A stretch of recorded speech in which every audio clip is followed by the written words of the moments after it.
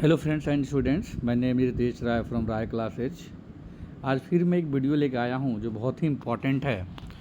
ये जो branch change जो फर्स्ट ईयर के बच्चों के लिए ये नोटिस है 17 मई, ये अभी नोटिस आई है 17/5/2024 को।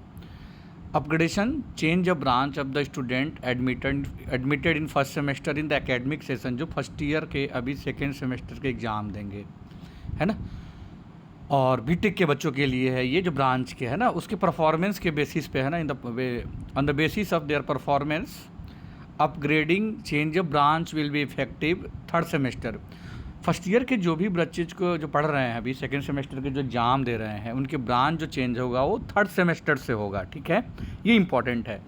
सबसे बड़ी इंपॉर्टेंट चीज़ है कि केवल और केवल सेम कॉलेज में ही ब्रांच चेंज हो जाता है, कॉलेज चेंज नहीं होता है।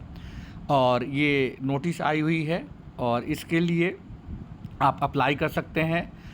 आपको थर्ड सेमेस्टर में ब्रांच चेंज करने के लिए लास्ट डेट जो है ये 31/5/2024 है। जो मेन पॉइंट है वो ध्यान देने वाली बातें हैं कि इसको अप्लाई करने के लिए ब्रांच चेंज सेम कॉलेज में, ध्यान रखिए, सेम कॉलेज जहाँ पे आप फर्स्ट ईयर कर रहे हैं वहीं ब्रांचेज चेंज होगी आपकी।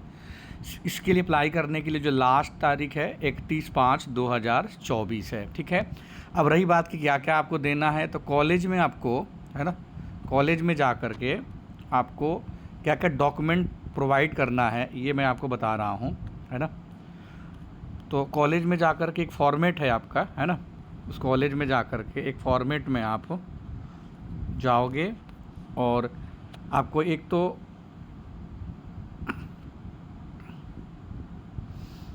तो आपको देखिए ये चीज़ें देनी है, फॉर्म फिल करना है। एक तो क्या क्या, एक तो आपके फ़ोटो लगे होने चाहिए, है ना, एक तो फ़ोटो आपका लगा होगा और जो लेटेस्ट फ़ोटो होगा, देन नेम ऑफ़ स्टूडेंट होगा, नेम ऑफ़ फादर नेम होंगे, ये आप कहीं से प्रिंट ले सकते हो।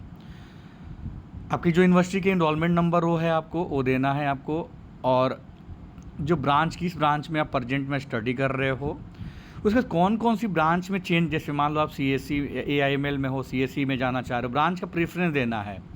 और फर्स्ट प्रेफरेंस कौन सी ब्रांचेज है, जैसे AIML हो, आपको CSE चाहिए तो फर्स्ट CSE डालोगे। यदि आपको AIDS चाहिए तो सेकंड प्रेफरेंस AIDS जाओगे, जो भी आपकी ब्रांच की प्रेफरेंस है, ठीक है, आपको ये यहाँ पे फिल करना है। यदि शिफ्ट में है तो आपको शिफ्ट के अकॉर्डिंग देखना है, ठीक है।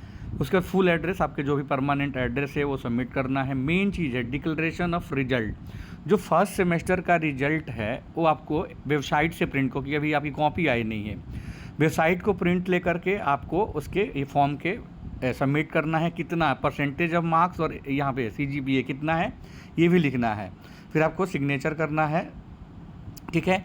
ये उसके बाद कॉलेज में आपको और भी एक चीज़ है, एक आपको एफिडेविट सबमिट करना है। ये बड़ी इंपॉर्टेंट चीज़ है, ये ध्यान रखना। ये इसके बिना आपका इनकम्प्लीट रहेगा हमेशा। आपको ये फॉर्मेट जो है आपका, ये जो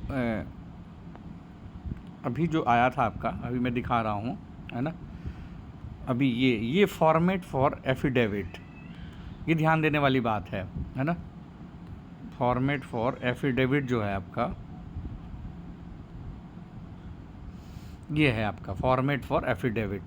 इसको आप नोटरी, किसी भी आप नोटरी में अथॉरिटी में जाओगे, किसी एडवोकेट से बोलोगे और ये फॉर्मेट दोगे ना, उस फॉर्मेट में वो स्टैंप लगाएगा और 10 आपके स्टैम्प पेपर पे 10 रुपीज़ के ड्यूली साइन से। मतलब क्या क्या चाहिए समझो ज़रा आप।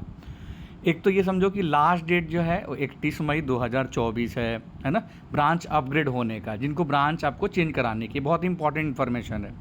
दूसरी है कि इस फॉर्म में आपको ये पूरी डिटेल फिल करके लाना है खुद ही से।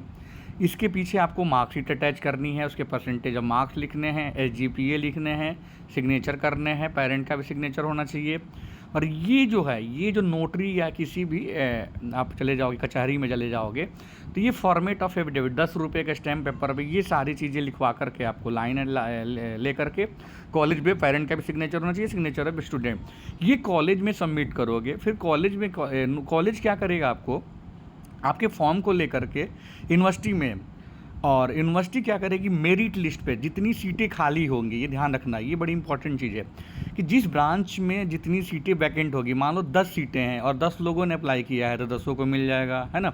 बट एक क्राइटेरिया मेरिट लिस्ट पे होती है जिसकी ज़्यादा परसेंटेज होती है। और बैक वालों के लिए, बैक जिनकी भी पेपर में बैक होते हैं, कैरी पेपर होता है, वो एलिजिबल नहीं होते हैं, ये ध्यान रखना ये, है ना।